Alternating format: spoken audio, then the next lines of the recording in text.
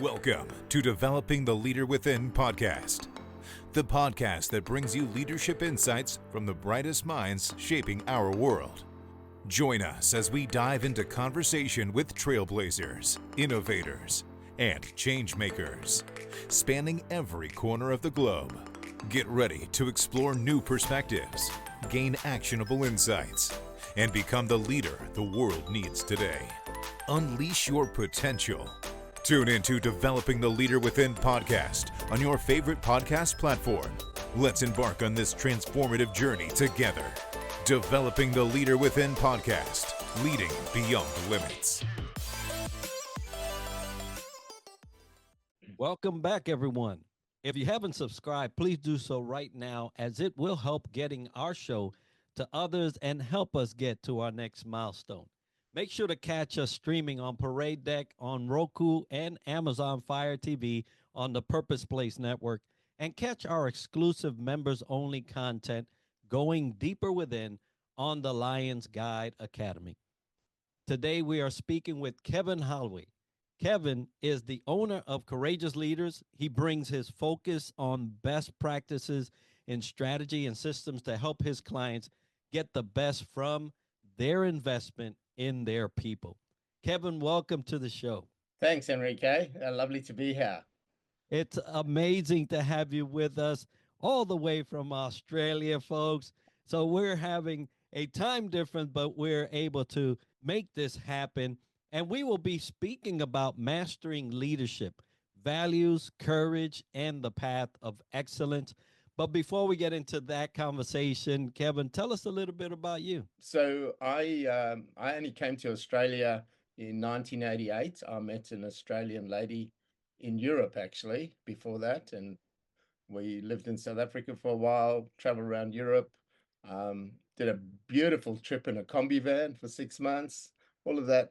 Came to Australia and started working straight away. And I worked in a chartered accounting firm for a long time.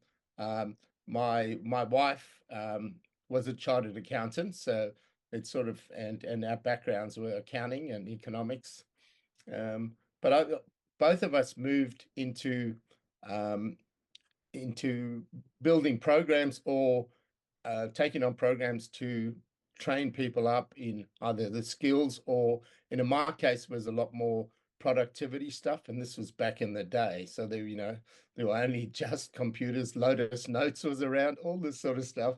So working through that, QuickBooks and a lot of accounting packages. I managed an accounting practice for a couple of years.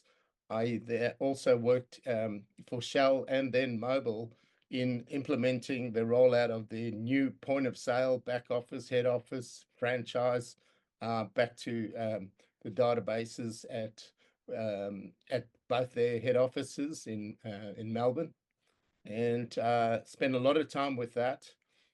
Went out on my own with another partner and did a lot of small business consulting while we were doing these projects for Shell and Mobil as well. And then way back in 2002, my wife left KPMG. So she started, and she had been in charge of training and development anyway. So she had brought that skill across. And we ran out of the same company, but in two different areas. She was working directly with bigger clients. I was working with my group of clients. And she had a mentor, and one day he said to her, "You need a business manager. You need someone else to help you," because we were just running totally separately. And I thought, well, this is a good opportunity for both of us to do this.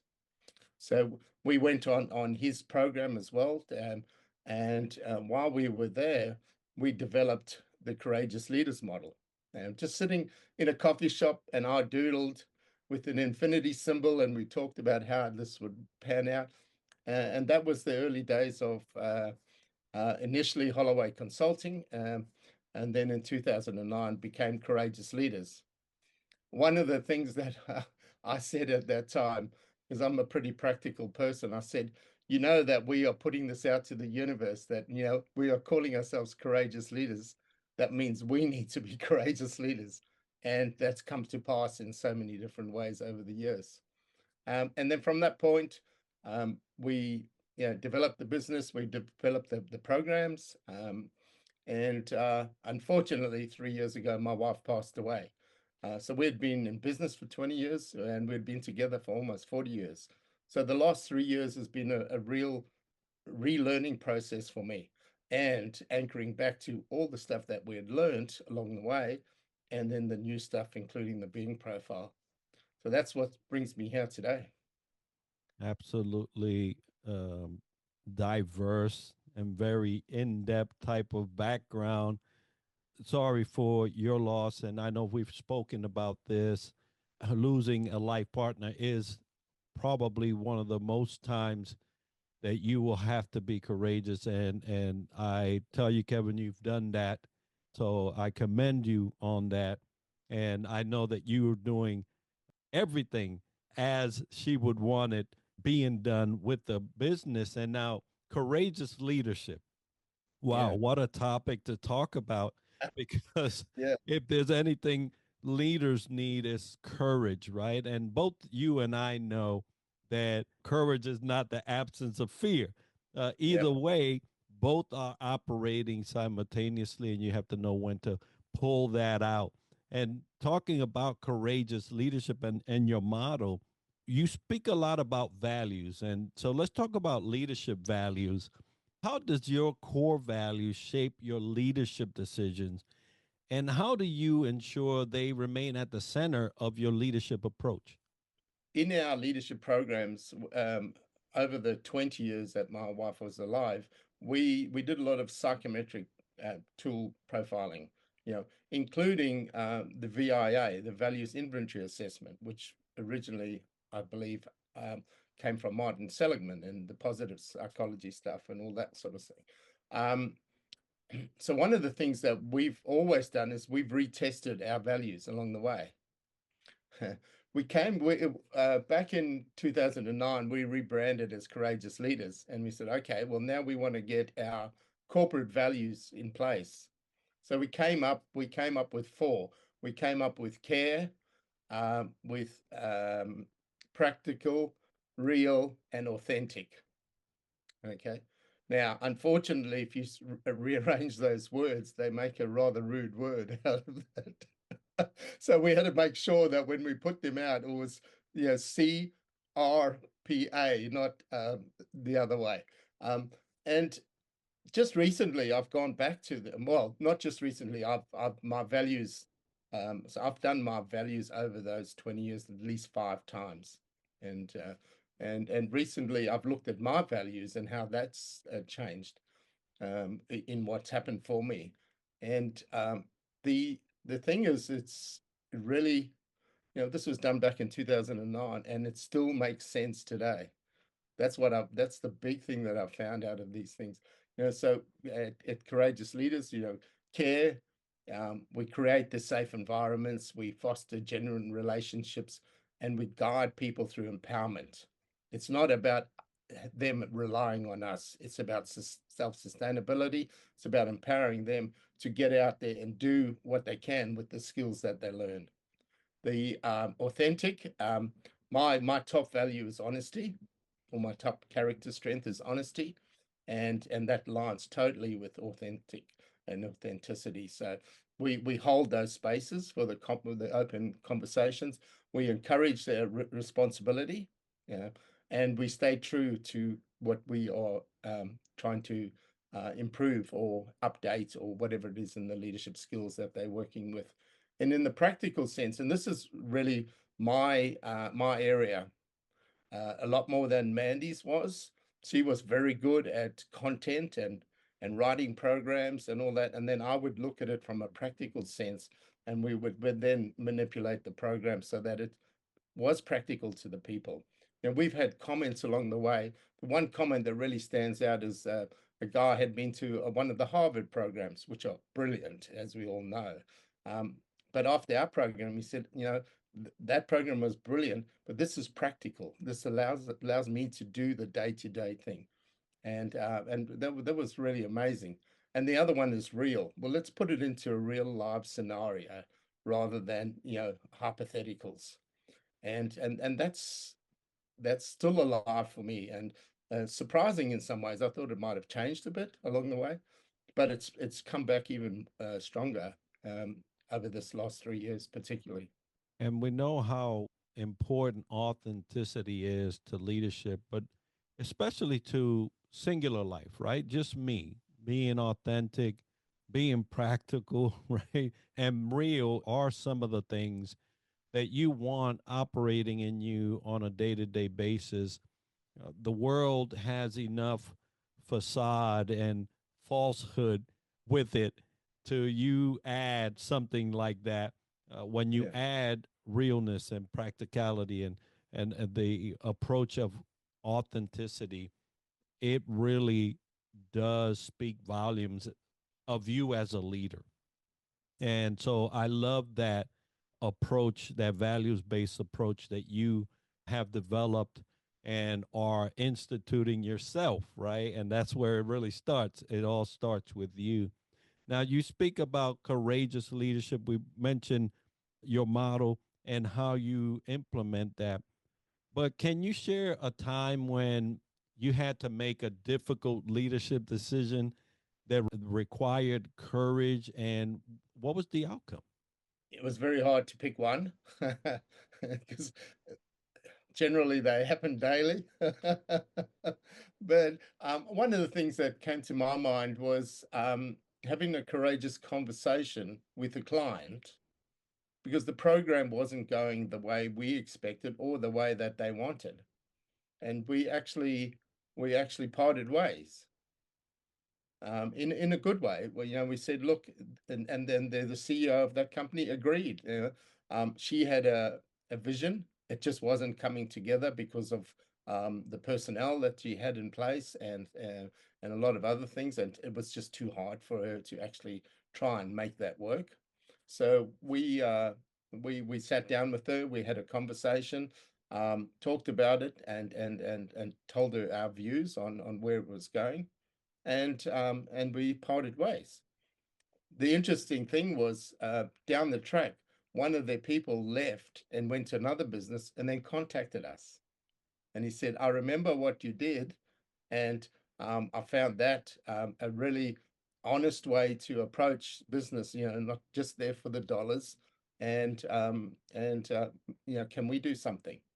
So that was initially very hard. Are we going to lose a client here? You start stepping into the fear zone or the anxiety zone, and it's like, no, this is the best thing, particularly for the client. Well, and it was the best for us too, because we were really struggling to get them over the line for what they were trying to achieve. So that one stands out. And that definitely requires a lot of courage to have those types of conversations, especially with clients that, when we're service providers, we really want to help as much as we can. But just identifying that, hey, we've come to a head here. We can't provide any more, and you can't provide any more. Let's look at that scenario and figure out which way we want to go. And sometimes it does require a parting of ways, and sometimes it requires some concessions to be made on either side. But Mm, that courageous conversation must be had, yeah. especially as a service provider. Absolutely, and that comes back to the values of care, of authenticity. Yeah, absolutely, and I keep coming back to that. Then those anchors, keep reminding me of what I am here to do and what I want to be here to do. And speaking about knowing when to have these conversations, you speak about self mastery. So, Yeah. what daily habits or practices have helped you develop self discipline and maintain personal excellence as a leader? Well, firstly, let me say that self-discipline doesn't always work on a daily basis. As we all know, things get in the way. But what I do, so a couple of the things that we've developed, well, we've connected with over the years. One is habit building. So James Clear, Charles Durag, and those sorts of people. We got invited to become a partner, similar to the Being Profile partnership with a company in Canada. And they had developed a habit building platform.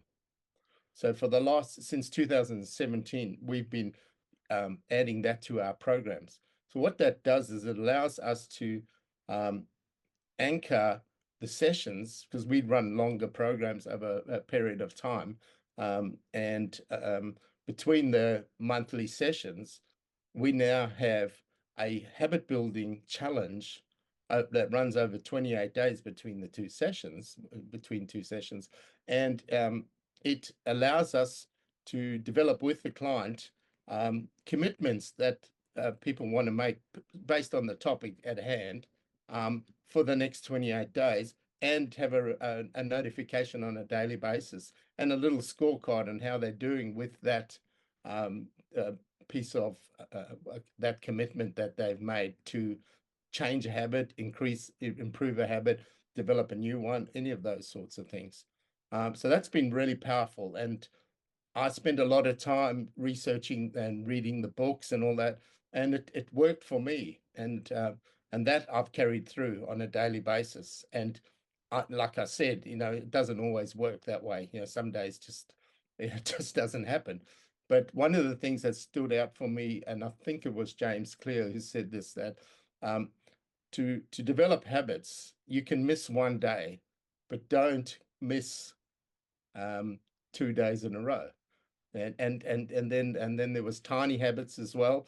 So make the habits small, and then just stack on them. Just okay. So I'm going to get up and put my running shoes on today. I'm going to get up tomorrow, put my running shoes, and I'm going to go outside, and so on. Yeah. So that's really resonated for me quite a while back now. The other part is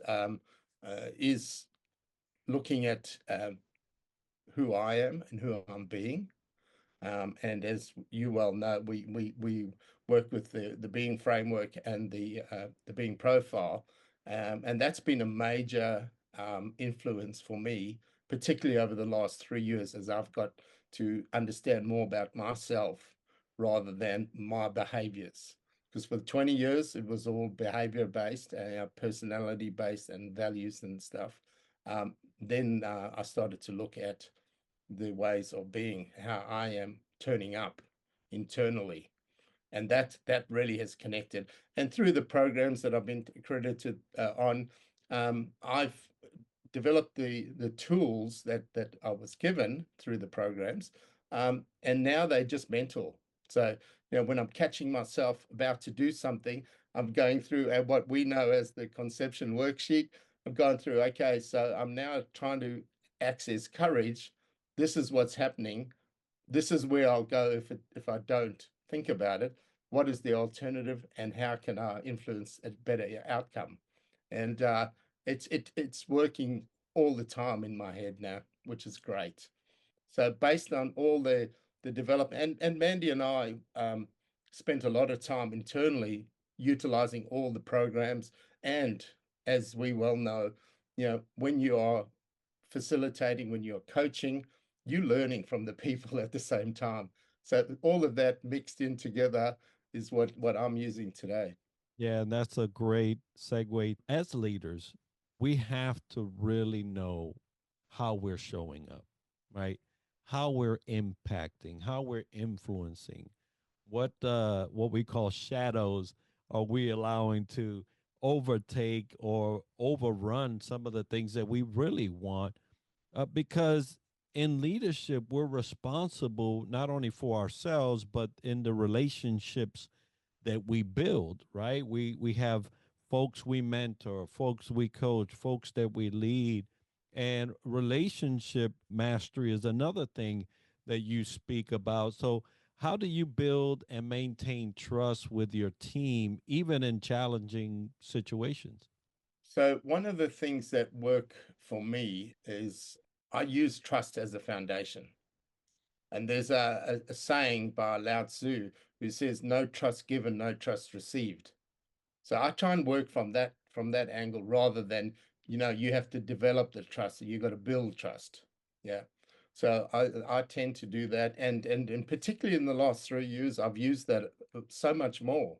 In that, uh, I will give trust, and whatever happens, happens. So one of the things that came out of all my learnings over the last 3 years as well is about letting go or surrendering to what you can't control. So I will give trust, and if it doesn't turn out that way, well, that's what it's meant to be, and move on, find different ways to work or not work. So that trust is the foundation of that. Um, I guess it comes back to living my values, and Stephen Covey says, um, do you trust yourself, and will someone else trust you? So again, that brings it back to yourself. Yeah. Do you love yourself?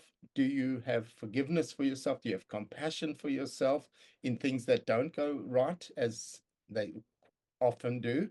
The world is a challenging place for us, and so I developed that, and in some ways that's confidence as well. But it's more than just confidence. It's actually living that. So I use that a lot, uh, and I then keep coming back to, how am I turning up? Okay, am I turning up the way that I want to turn up, first of all? And it doesn't have to be, a nice way for someone else to be around me all the time. There can be assertiveness, there can be all those sorts of things that come into the way that I'm being with myself, but also with other people. And the other thing that I've really, really worked on in maybe 5, 10 years now is being present, trying to be present, and giving the other person the respect of being there uh, for them. There's lots of techniques that we use along the way, like clearing ourselves before a meeting, any of those sorts of things. And that's what I keep coming back to. And it doesn't always work. And uh, that's when you got to reframe and take a minute, say, okay, all right, now I've got to reset. All right, let's get back to this. And that's a continual thing. Absolutely. And trust definitely being one of the keys to building relationships. But I love what you said. Hey, when it's missing, I bring it first. And Yeah. then it's there, right? So what a beautiful thing to do as a leader when there's something missing, to ensure, because you are the leader, to ensure that you bring it first and you provide it.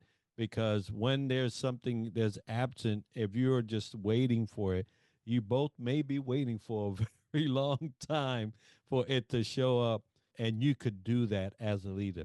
Now, with mastery of self, mastery of relationships, as a leader, and what we're both in, we're in business in certain different kind of ways, and even some of the listeners are in business in different ways. But you also speak about business mastery, and you mentioned the challenges of the world, right? And right now, there's a lot of challenges globally that are going on. But what key principles have guided your success in navigating and leading a business effectively, especially in times of uncertainty? Yeah. So for me, it's is flexibility, resilience, absolutely. Um, understanding and knowing that things are changing, things will change. So understanding how to lead change is a big one. Understanding the ins and outs of leading change, and how other people see it, and particularly when change is imposed rather than you choosing to change. That's when you need to be have that compassion for someone on the other side of the decision. So there's definitely that. Um, Collaboration's a big one for me. Um, I love working with teams, and I love working and just facilitating a conversation. It's so powerful, particularly when you've got people at different levels in the business. I love the uniting the leaders, whether they're emerging and existing leaders. Having them work together is so much more powerful than this group working one way and this group working another way. So collaborations is massive as well. And collaboration so key to anything that we do if we want something to flourish. I know myself, there's been a lot of collaboration throughout the years for this particular podcast, and I would not be where I am today without those opportunities and collaboration efforts with others to get me down the road. And this is one of them, right? So, Kevin, what do you have coming up, and where can the viewer or the listener follow or support you? Thank you. I'm on LinkedIn, Kevin Holloway CL on LinkedIn. Um, I'm working really um, diligently right now to bring the message, particularly around the being framework and the being profile and the profiling tool and how that incorporates into leadership. One of the decisions that I'm making is that I'm moving, and I still do all the psychometric tools, the LSIs and MBTIs, all of that, if that's what the clients want. But I've something's happened for me internally, and I've really connected with the being profile particularly, and I see that as the starting point for understanding yourself and for being effective as a leader. Um, and I've now incorporated that into my programs, and I'm just about to roll out a whole lot of marketing. I want to do a whole lot of podcasts, or even just conversations with different people. And I've lined up a few people already through our a being network to talk about how that's impacting. In fact, after this session, I'm talking with a woman in Singapore, one of my buddy in Singapore. So that's great. Um, so those will be going out on LinkedIn. So most of the stuff that I put out will go through LinkedIn. I've understandably been very quiet over the last 3 years, but it's now time. I've chosen the word empowerment as my word for the year, so I've got to look at myself as well as to be helping others empower themselves. So LinkedIn will be the space that I will be putting out any conversations, any podcasts or vlogs, whatever. That'll be the best place to. Or go to our website. There's this, we've got 20 years of resources, blogs, and all that sort of stuff. And one of the things that keeps coming up for me now, we have a couple of ebooks, and Courageous Conversations is one of the ebooks. Now that were written ages ago, so I'm actually looking at updating that and bringing it right up to date. And maybe I don't need to. I don't know yet. So I've got to go back and have a look at that. So there's all those interactions, and I would welcome conversations, direct conversations. I just love having conversations with people. Whatever the reason for it. Just let's talk and see what we want to talk about and what comes out of that conversation. I know that we began with a conversation a while back, and then as we were going through the being framework and training and all of that. So, folks, if you don't know about the being profile, the being framework, I'll put some links in the comments or in the show notes for you to get a gander at that. And Kevin, thank you so much for being with us today and sharing your knowledge around what you do. And folks, today's episode is sponsored by the Global Trends magazine, the Outlier Project, Fantail Services, Southern Sweet and Sassy Coffee, Ascend Meditations, and Chop AI. And if you've enjoyed this episode and learned something interesting about the topic covered today, make sure to like, share, and subscribe, and let us know by leaving a comment. And tune in next week for another episode where we dissect leadership from another angle. And as we like to end the show, success to you.